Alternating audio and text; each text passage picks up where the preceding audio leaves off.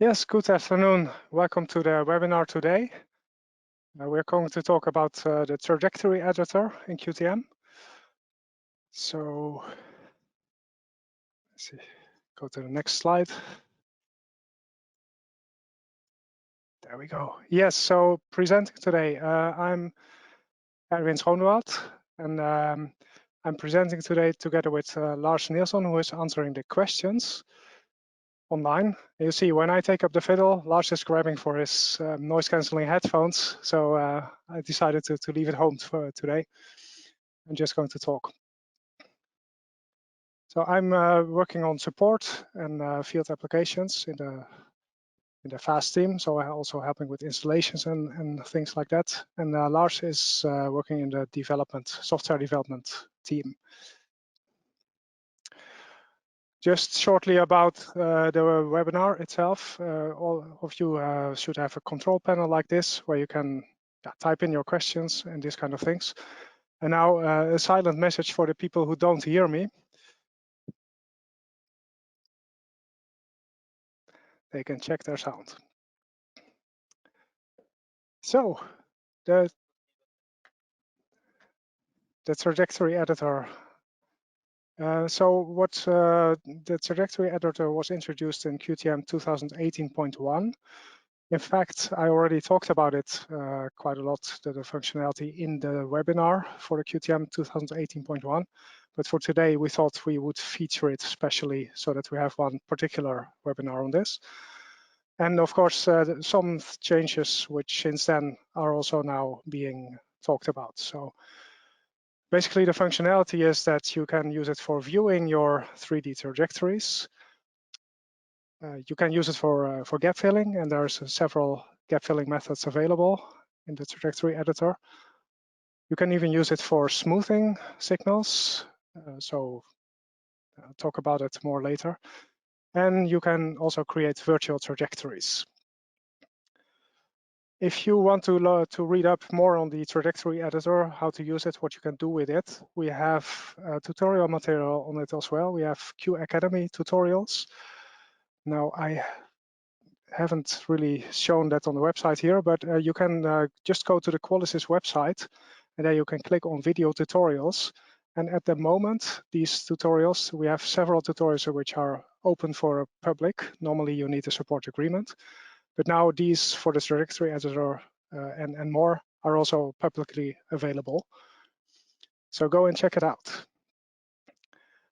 And of course, you can use a QTM manual as usual as a reference for more information. So trajectory editing, yes, why would you actually do that? So normally when we do mocap, we are interested in collecting data and maybe less in manipulating data. That's something you're maybe not supposed to do. But it can be very useful, of course, if you have gaps, if you want to present movements in a certain way that you can make nicer presentations of movements without any glitches. And another thing is that, of course, when we are tracking, sometimes we have some artifacts in the results, and then you can actually just remove these and then also improve the quality of your signal that way. So when to apply trajectory editing, that's for me, it's just the final thing you're doing after you have done everything else. Well, first, of course, you have always to make sure that your tracking is optimal. Make sure your setup, the cameras, the marker visibility is optimal. Make sure you have a good calibration, and if needed, look at your tracking parameters. Usually the defaults work well, but in some cases it may help to tweak with these. So once you have your trajectories and they are completely labeled, if you have a problem with the labeling, first make sure you have your correct A model, etc. And if there's any unlabeled parts, just include them before you actually fill them, because there may be actual data which you don't have to fill. So after you have made sure all of that has been done, then you can go to the last step, and that's the editing of the trajectories. Yeah, so I can talk about it a long time, but it's always much nicer to actually show it. So I'm going over to QTM now, where I have opened an example. I'm using the same, the sports marker set, which since the last release, QTM is also featuring a skeleton solver. And this allows us to show a little bit more about the new functionalities as well. So to open the trajectory editor, you can use the button up here as the trajectory editor, or press the Ctrl-T keyboard combination. So when you open it, the window usually appears somewhere down there. You can actually grab the window and place it in different ways. So it's actually a window you can move around. You can even place it outside of the QTM window, so you can put it on a secondary screen. You can put it here on the side. You can put it below your 3D view window, for example. And what I prefer is to put it down here so that you have a little bit broader view on it.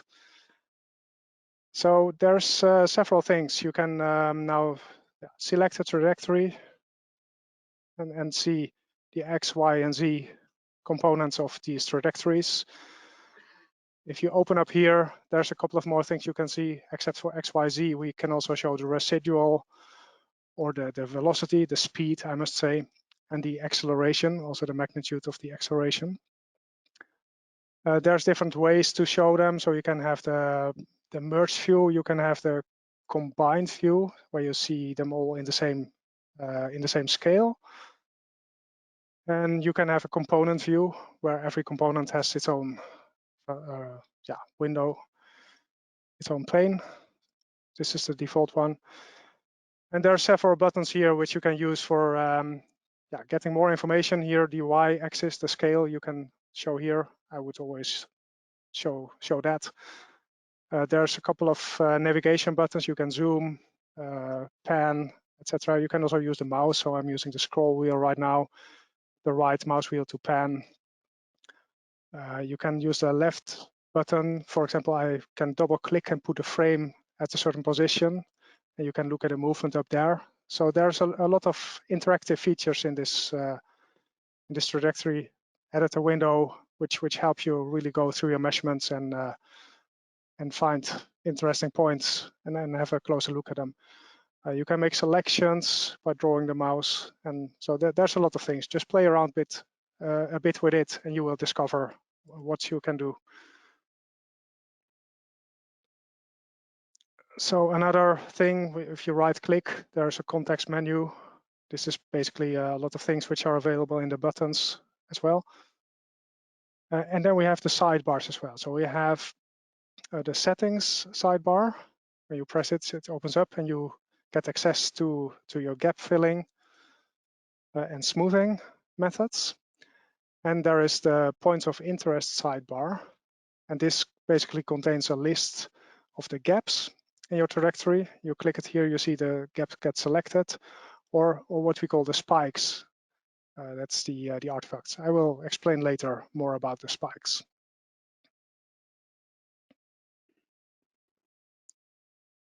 Let's see if I didn't forget anything here.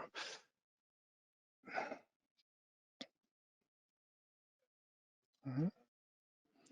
Oh no, I'm still in QTM here. So there we go. Yeah. So the next thing I would like to show is to give some examples of gap filling. So I have a trajectory here. I know.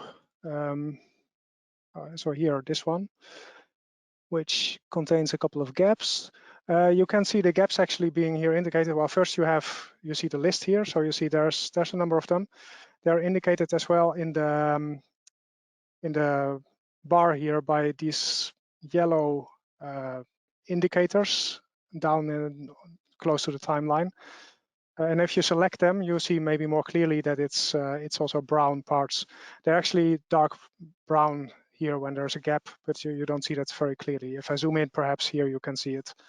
So this is typically where you have like some smaller gaps and you want to take care of. If we look here, we see maybe one bigger gap. I think I made that one myself for the next example. So here what we can do is, typically you can even do this automatically in your pipeline, in your processing. But typically you would, for the smaller gaps, say, okay, we want to do a polynomial gap fill for those. And maybe we want to make sure that we don't include very large gaps. So we can set a maximum number of frames for that. So we can see what it does. If I now select the whole trajectory, Control A, I'm pressing, so then I have the whole trajectory here selected. And I press the fill button. You see it's filling even the large gaps, but that probably doesn't make too much sense. So I press Control Z again to undo this. If I set the max length and I press the smooth button again, you can also press F. It's a keyboard shortcut. If you do things a lot, just be aware of these keyboard shortcuts. They are very handy to use. So you see now the smaller gaps are being filled, but the larger gaps are left for a special treatment. And that's what we can show now. So you can zoom into the bigger gap here. You can maybe just select this one. Here we have 70 frames. So I think I actually had another example there.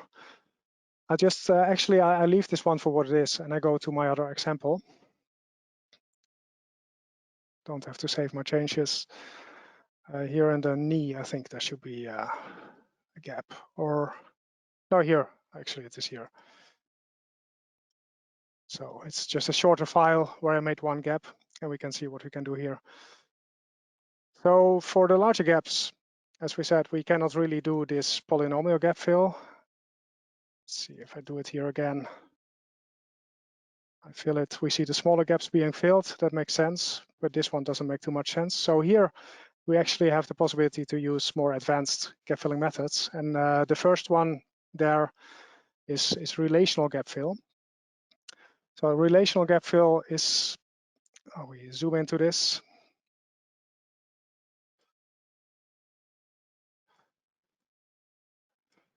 So this is the one to be filled here. But we see there's some surrounding markers, and they're moving pretty much in the same way with the other markers. So you can imagine that if you, for example, have information from the surrounding markers, then you can use that information to fill the gap in the other one. And there, ideally, it would make sense to, it would probably do a better job than just a functional gap fill, like a polynomial, which is just taking information from the edges. So let's do it here. What we have to do for that is first we have to select the directory we want to fill. Then the best thing is here to lock it, because if we now click on another trajectory, we still have this trajectory in the view. And we want to select now the surrounding markers. Now, one option is to select it from the large list here. That's not very convenient, of course. So what I do is first I select here one close to by as the origin. I'll select another one then, which we say this will indicate the first axis of a local coordinate system. And then I will take the next one to define the complete plane. I will give a little bit more detailed explanation about what the method, how this actually works a little bit later. So hold your horses there, I'll show that. But first I just show the effect of this. I think it's interesting to compare. So now I select the gap, I fill it, and we see, well, here it's giving you a little bit different pattern compared to the polynomial gap fill. If I do this one again and I fill it, we see it's giving you a completely different solution. We can look at it here. Oh yeah, what I did in this example also is I actually kept the actual marker, but I just unlabeled it. So we can actually compare how the gap fill method is doing compared to the original data. So there we see it's with a polynomial gap fill, it's actually deviating quite a lot in the middle of the gap, and then it comes back again, of course. So if we now instead choose this kinematic or the relational gap fill, which we just did, I select the gap again, I fill it, then we see it's hopping a lot closer than what we had before. Now it's still that it's in the middle of the gap, the relation is maybe not so clear. It's not a rigid body relation, so it's actually changing. Maybe one thing we can do now is that we actually consider this configuration as a rigid body for this part. That means that the surrounding markers are actually, you take the average configuration rather than the frame-by-frame configuration to construct the local coordinates we use to do the gap fill. So if we now fill it, maybe you can see there's will be a little bit difference, but it's not very much. So, and another thing, I'll just fill it again without rigid body filling. You see it's hopping a little bit, but it's basically doing pretty much the same. So the other thing we can do is we can just use one marker in the surrounding. So now we had to choose one which was quite distant and another one which was on the other segment. So maybe that explains that it's not really doing a good job. So what I now do is I just deselect the X and the XY so that I only have the closest marker left here. And I do a gap fill again, and we see, hey, this makes a bit of a difference here. It seems to be a little bit better actually. So in that case, you can actually decide that that this way of gap filling is better for this particular marker. So that may be also be a way to explore actually what your gap filling is doing, just to look at some point where you have actual data to compare how well the gap fill method is doing compared to another one. I think I have to pause a little bit. There's maybe a question to answer here.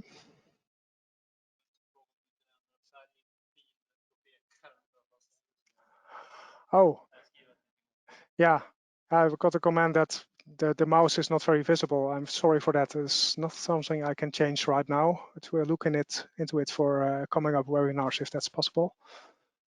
So I will try to just talk aloud what I'm doing, and I hope you can see the rest of the screen properly.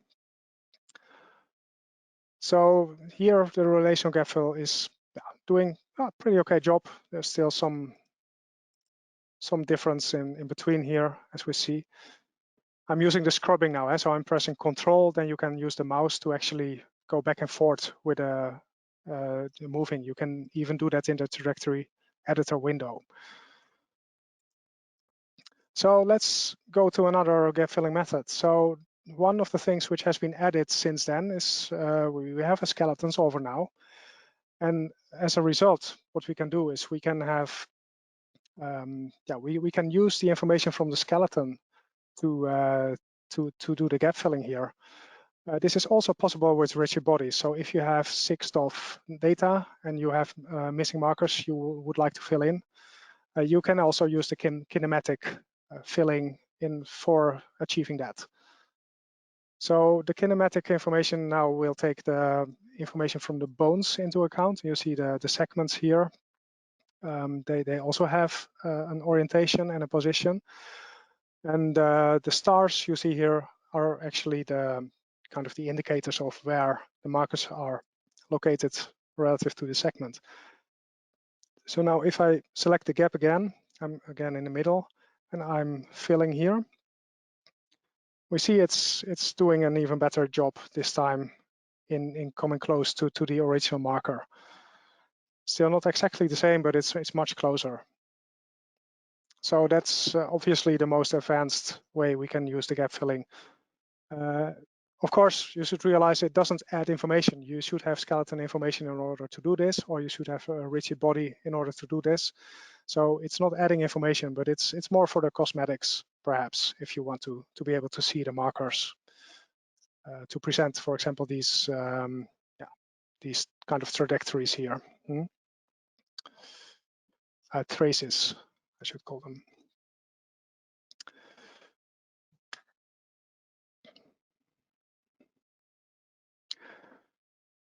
Yeah, so the other thing we can do now with, I was talking about gap filling. This is basically the interpolation methods we have. We have the linear, the polynomial, the relational, and the kinematic methods. These are actually interpolating data. Wait, before I continue, actually, I promised that I would tell a little bit more about what's behind the gap filling here.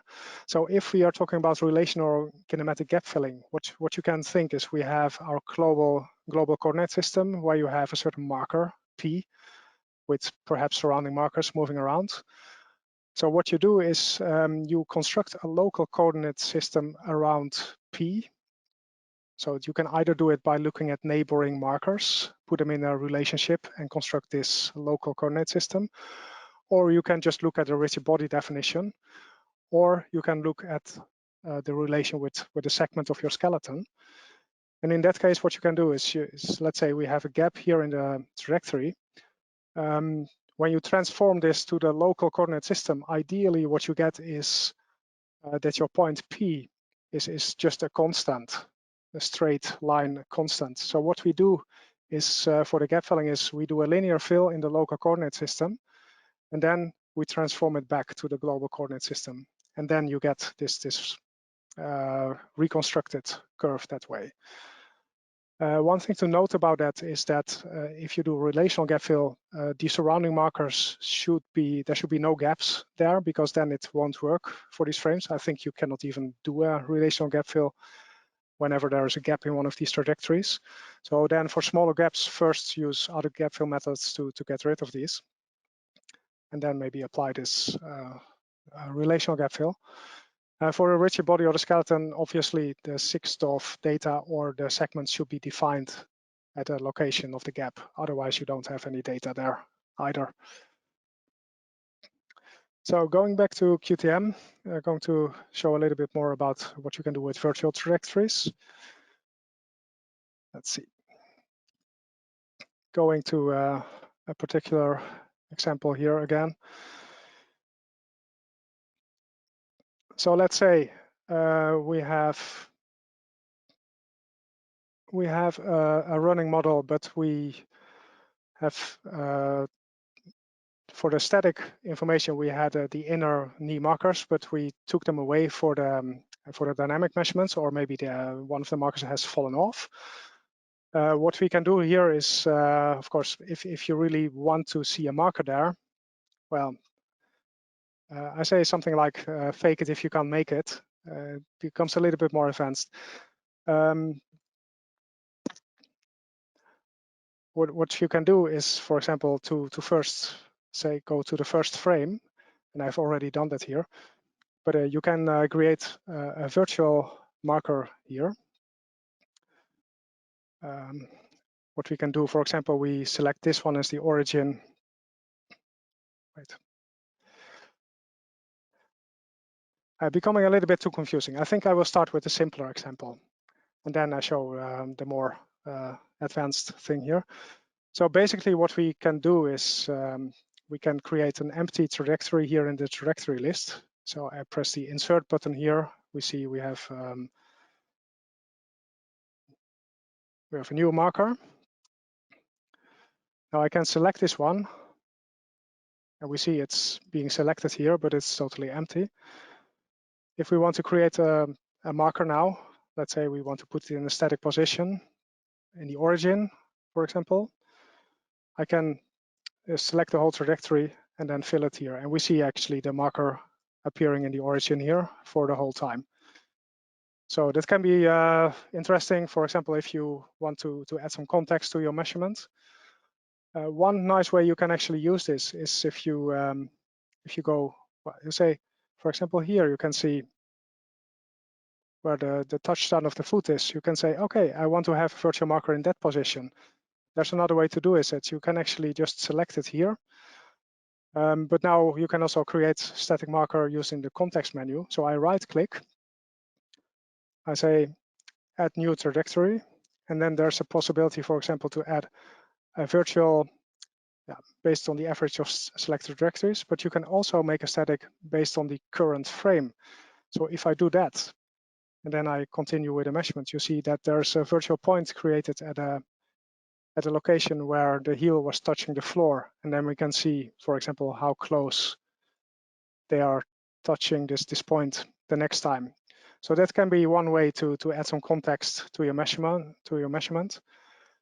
One thing we could do there, for example, is to select both points right click, go to the analyze position and look at the distance function of that. Oh, there we have it. So you see, you're coming close every once in a while when you put your foot down and then you're going far away from it. So it was not too surprising. I think there's maybe one question here.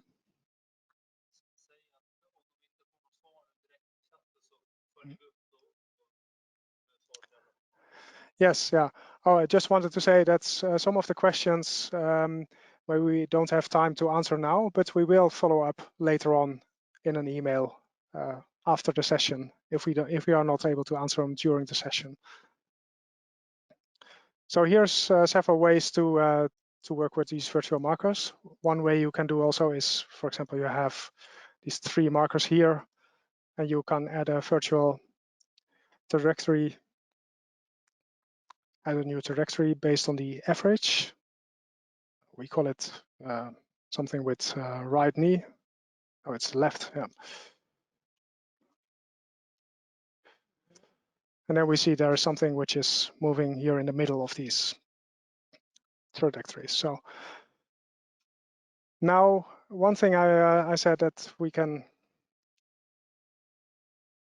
yeah, I probably better show it here.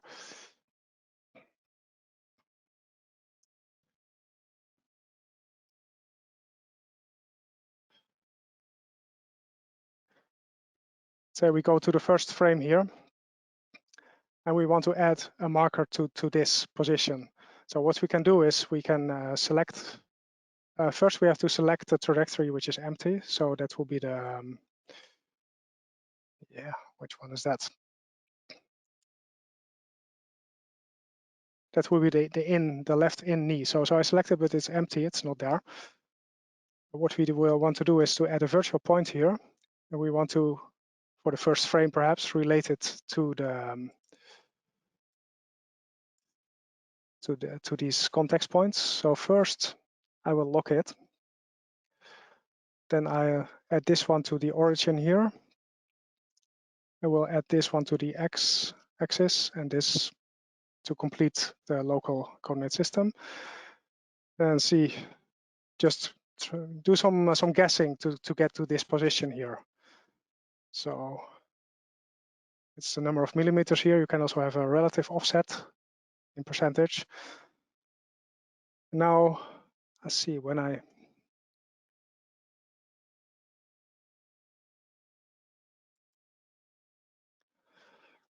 just make a selection here. Well, first I will just make the whole trajectory here. I select the whole thing. And I apply the gap fill. So we see some trajectory popping up here, but it's not very much in place. So I guess perhaps I have to change something to my offsets. See, -100 here. Oh, we're getting a little bit more in advance. So I can put a 50 here perhaps. I fill it again. So now,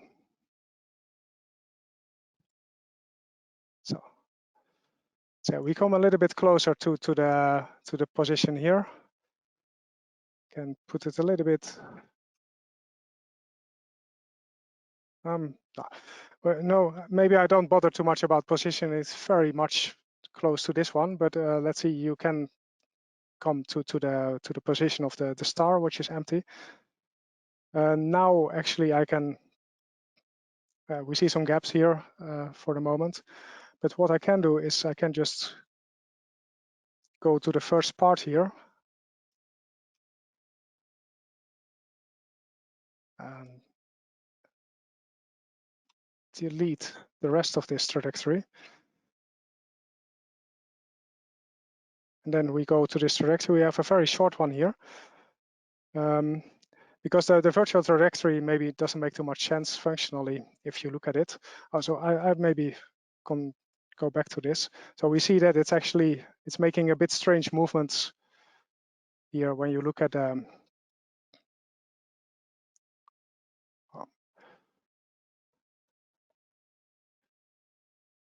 so sometimes it's very close to the point where it's supposed to be. and sometimes it's moving very far out. So what I can do is, because we kind of optimize this for the first frame in our timeline, I'll just go back there. Oh. Okay.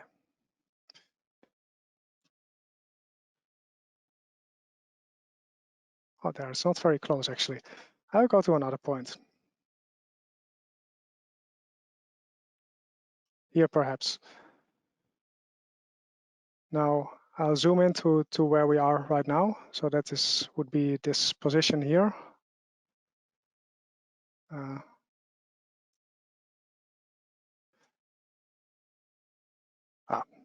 Well,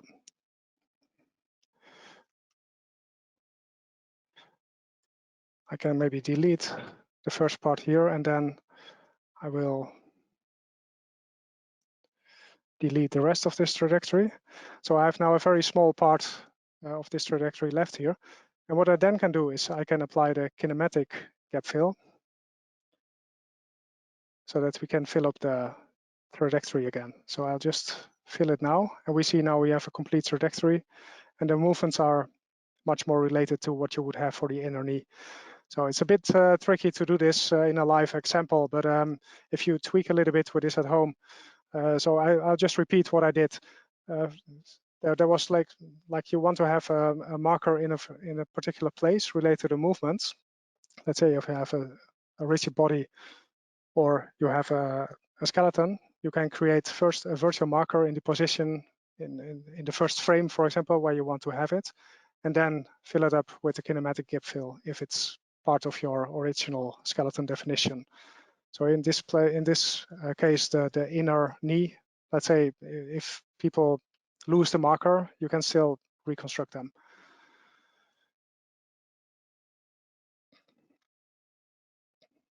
Let's see, I'm getting a little bit behind of schedule here. So I'm just quickly going to show a little bit more about the smoothing. We take again one of these markers here to unlock here. And if we now zoom in a little bit here, we see there's a couple of different artifacts. We also see these spikes being indicated here. So that's indications of data where we have some artifacts. And one way to get rid of these is to use these new smoothing methods. So what we can do is we can select this artifact here just by clicking on it, for example, or by selecting it here in the list. And then we can press this smoothing button. The smoothing methods which we can choose, it's by default it's a moving average, and you can vary the number of frames which it's using, and it's a central algorithm there. And the other one is we have the possibility to use a Butterworth type of filtering, and Butterworth is then more for if you have high frequency noise. So for example, we can have a look at the velocity there. It's obvious, usually more obvious with this kind of spikes and noise. And let's say we are going to filter it maybe at a frequency of 18 Hertz. You should always choose your cutoff in a way that you don't filter away actual data. So usually a bit higher frequencies, depending on what kind of data you have. And if we now smooth this, so I just had a smaller selection. Typically for Butterworth filtering, I would advise to apply it to a complete trajectory, so like a large part, because it's an infinite filter, whereas the moving average is a little bit more local. And so if I now press the smoothing button here, we see that just all these noisy parts are being removed there. So I press Ctrl C, we can see how it was. I press the smooth again, and there you see that it's really making your velocity signal much nicer, much smoother actually.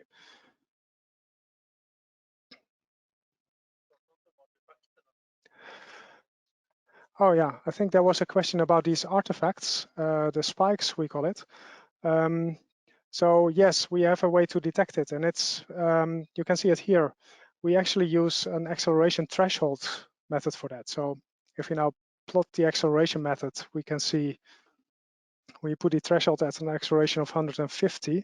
So every time the acceleration is exceeding this threshold, we will get an indication of a spike. It's a change of acceleration, yeah. So yeah, whenever your acceleration is changing, but when it's changing by 150 meters per second square, something is happening. Either it's a very strong impact or you have an artifact. And you can also change the threshold. So I can put it much lower. If I say we put it back to 50, you see that you have much more artifacts and spikes being detected here, even these smaller groups. Whereas if I put it much higher, say 300 or so, then you see that almost all your spikes actually disappear because they are not being considered a spike anymore. So it's a bit interactive. You can find these things. As one way for the local smoothing that makes sense. So you can make your selection, just go through this list of spikes here. I was just wondering if there would be a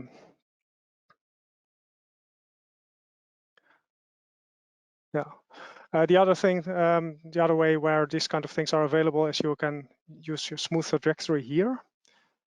So based on the moving average, for example. And this is also working on the whole trajectory then. Or yeah, when you right click, you can also apply smooth trajectory using the Butterworth filter. And here it typically takes the settings you have defined in your, currently defined in your trajectory, your sidebar settings there. Yes, so this brings me to the end of the webinar, the topics I wanted to cover. So I think we will have some more time for questions now.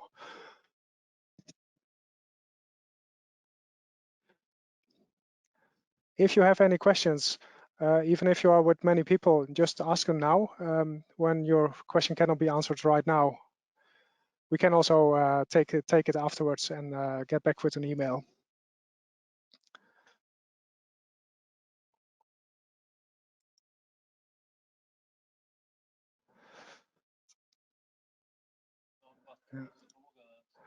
Yeah, just go down.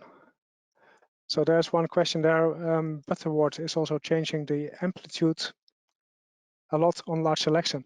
Yeah, I agree. That seemed a lot when I showed it.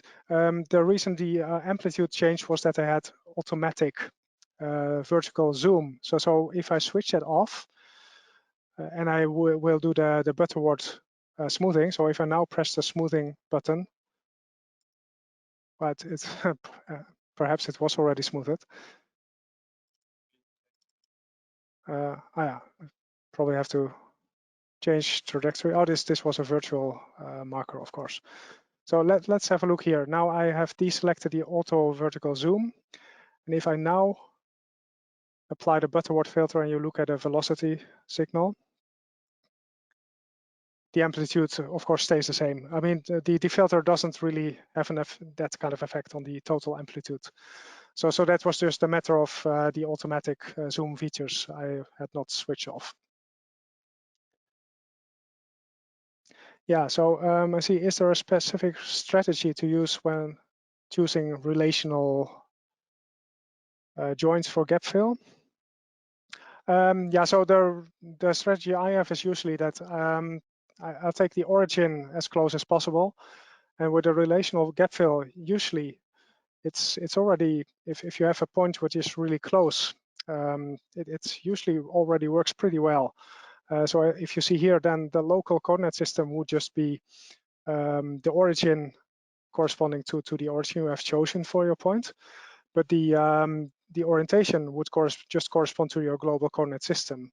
So basically what you just do is to kind of put the moving part of the trajectory and paste it into the part of your trajectory, the missing part of your other trajectory. If you have things which are really rotating a lot, then of course this won't work anymore, because then you really need to take these rotations into account.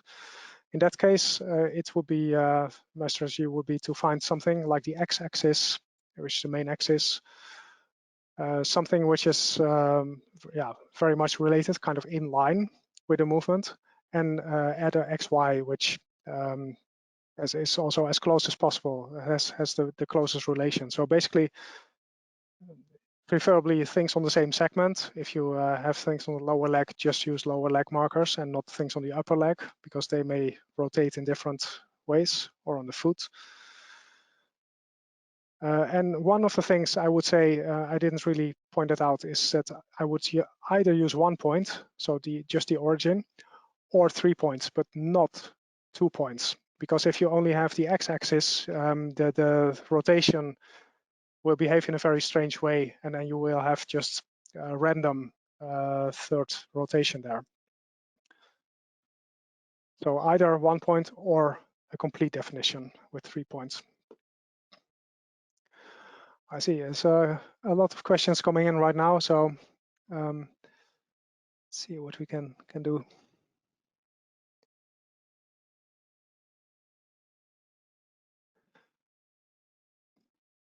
Yeah, so question about the artifacts, are they relative to the average acceleration of the specific marker? Well, they're looking at, no, they're looking at local accelerations. So if you have a peak in the acceleration, and as Lars pointed out, it's looking at changes in the acceleration. So if you have a change in the acceleration, which is higher than a certain threshold, then it will take that into account as a spike.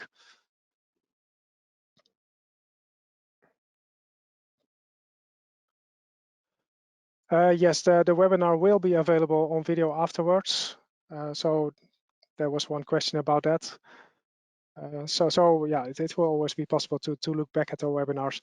I can also recommend just to go to our website and to scroll down a little bit. So I can just show that here. We go to qualisys.com,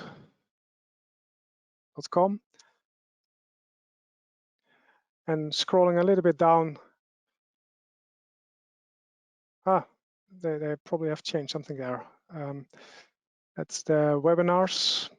Yeah, oh, they are now on top here. See, that's usually it was a little bit further down, but now they are on top here. So you can visit the webinars here, and here you have a complete list of webinars we have had in the past. Yeah, so there's a question here: if the kinematic gap fill only can be used with a skeleton model.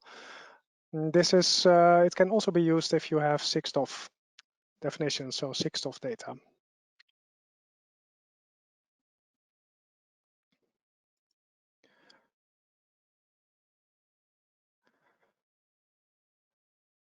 Mm-hmm.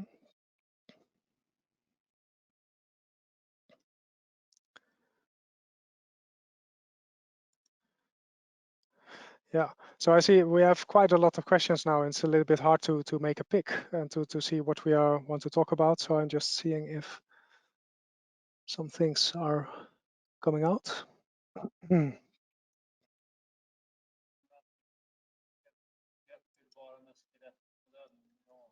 Yeah, that's I thought that already. Yeah. Oh yeah, the red lines at the bottom, are these due to artifacts? I've already told these are the spikes. So now in this one we don't have them anymore, but here we probably have a few. Yeah, so the spikes, these are these artifacts being detected, which we indicate in this way, making it easier to locate them and select them.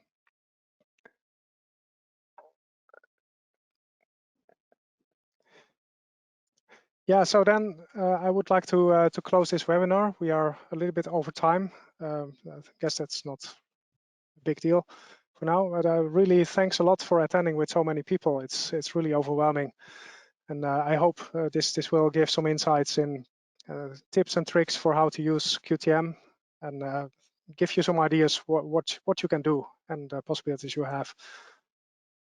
The next webinar will be in 2 weeks.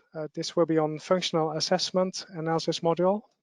This is a new analysis model we recently added to the product, and this will include several tasks, so as certain kinds of jumps, drops, cutting, single leg landings, and this kind of things.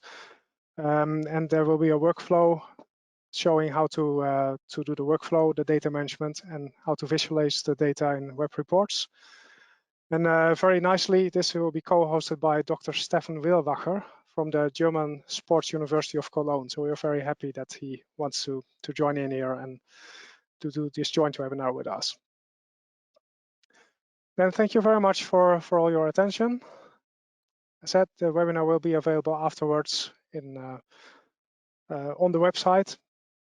Have a look at the Q Academy tutorials as well. They explain it really nicely there as well. So, and make use of the fact that we have it now for free. It's, yeah, we know people are more at home, are more into being able to look at new things and deepen their knowledge about things. So we want to give the opportunity to do that. Of course, Q Academy is always available when you have your support agreement. So thanks again. Keep safe in these times here, and see you next time again.